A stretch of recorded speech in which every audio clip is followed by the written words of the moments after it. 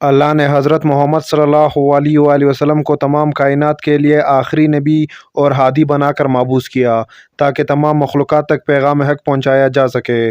تمام انبیاء کرام سے اللہ نے وحی کے ذریعے کلام کیا۔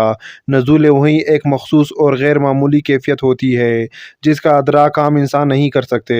یہ عظیم منزلت پر فائز نبیوں سے رابطہ کا ایک خاص طریقہ الہی تھا۔ وحی کے معنی کلام اور خطاب کرنے کے ہوتے ہیں، یعنی اللہ کا اپنے نبیوں کے طرف نازل فرمانا۔ نزول وحی کے صورت میں اللہ اپنے پیغمبروں سے براہ راست کلام فرماتا ہے یا کسی خاص فرشتے کو فرض داتا بنا کر بھیجتا ہے۔ لہٰذا گزشتہ نبیوں کی طرح اللہ نے امام الانبیاء حضرت محمد صلی اللہ علیہ وآلہ وسلم کی طرف پہلی وحی کا آغاز کیا اور انہیں عظیم کام کے لیے منتخب کیا۔ رسول اللہ صلی اللہ علیہ وآلہ وسلم پر وحی کا آغاز سچی خوابوں سے ہوا۔ جو خواب آپ رات کو دیکھتے اس کی تعبیر صبح کے اجالے کے مانند سامنے آ جاتی۔ جب آپ صلی اللہ علیہ وآلہ وسلم 40 برس کے ہوئے تو دنیا سے دل اب گیا اور آپ مکہ کے پہاڑوں پر گوشہ نشین ہو گئے۔ وہاں آپ خلوت میں کئی کئی راتیں عبادت میں گزارتے، پھر توشہ لینے گھر آتے اور واپس ان غاروں میں چلے جاتے۔ ماہ رمضان کی ایک رات جب آپ غار حرا میں ذکر و فکر میں مشغول تھے تو آپ پر پہلی وحی کی ابتدا ہوئی۔ حضرت جبرائیل علیہ السلام آپ صلی اللہ علیہ وآلہ وسلم کے پاس حاضر ہوئے اور کہنے لگے کہ اے محمد پڑھو۔ آپ فرماتے ہیں کہ میں نے کہا کہ میں پڑھنا نہیں جانتا۔ آپ فرماتے ہیں کہ فرشتے نے مجھے پکڑ کر اتنے زور سے دبایا کہ میری طاقت جواب دے گئی، پھر مجھے چھوڑ کر کہا کہ پڑھو۔ میں نے پھر وہیں جواب دیا کہ میں پڑھا ہوا نہیں ہوں۔ اس فرشتے نے مجھے نہایت ہی زور سے پکڑا کہ مجھے سخت تکلیف محسوس ہوئی۔ پھر اس نے کہا کہ پڑھیے۔ میں نے کہا کہ میں پڑھا ہوا نہیں ہوں۔ فرشتے نے تیسری بار مجھے پکڑا اور تیسری مرتبہ پھر مجھ کو دبایا، پھر مجھے چھوڑ دیا اور کہنے لگا کہ پڑھیے۔ اپنے رب کی نام کی مدد سے جس نے پیدا کیا اور انسان کو خون کی پٹکی سے بنایا، پڑھیے اور آپ کا رب بہت ہی مہربانیاں کرنے والا ہے۔ بس یہی آیتیں آپ جبرائیل علیہ السلام سے سن کر اس حال میں غار حرا سے واپس ہوئے کہ آپ کا دل اس انوکھے واقعے سے کانپ رہا تھا۔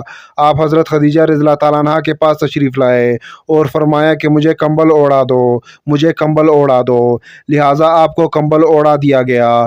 جب آپ صلی اللہ علیہ وآلہ وسلم کا ڈر جاتا رہا تو آپ نے اپنی زوجہ حضرت خدیجہ کو تفصیل کے ساتھ یہ واقعہ سنایا اور فرمانے لگے کہ مجھ کو اب اپنی جان کا خوف ہونے لگ گیا ہے۔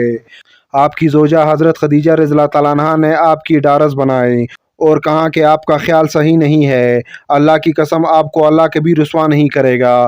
آپ تو اخلاق فاضلہ کے مالک ہے، آپ کنبہ پرور ہے، بے کسوں کا بوجھ اپنے سر پر رکھ لیتے ہیں، مفلسوں کے لیے کماتے ہیں اور مہمان نوازی میں آپ بے مثال ہے اور مشکل وقت میں آپ عامر حق کا ساتھ دیتے ہیں۔ ایسے اوصاف حسنہ والا انسان یوں بے وقت ذلت و خواری کی موت نہیں پا سکتا۔ پھر حضرت خدیجہ آپ صلی اللہ علیہ وآلہ وسلم کو ورقہ بن نوفل کے پاس لے گئی جو آپ کے چچا زاد بھائی تھے اور زمانہ جاہلیت میں نصرانی مذہب اختیار کر چکے تھے اور عبرانی زبان کے کاتب تھے، لہٰذا انجیل کو بھی عبرانی زبان میں لکھا کرتے تھے۔